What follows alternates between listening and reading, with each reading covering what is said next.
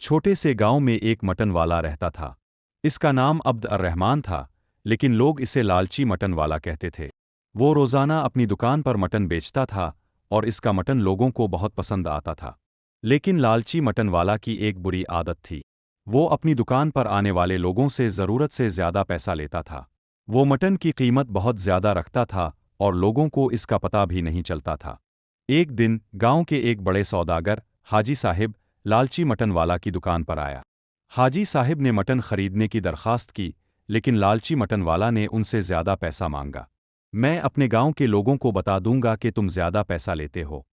हाजी साहिब ने गांव के लोगों को बता दिया कि लालची मटन वाला ज़्यादा पैसा लेता है।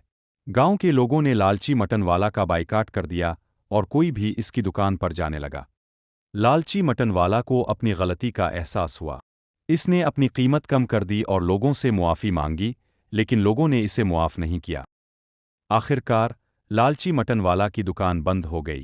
इसने अपनी सबसे बड़ी गलती कर दी थी, इसने अपने लोगों को समझा नहीं था। इस कहानी से हमें ये सबक मिलता है कि हमें अपने लोगों के साथ अच्छा बर्ताव करना चाहिए।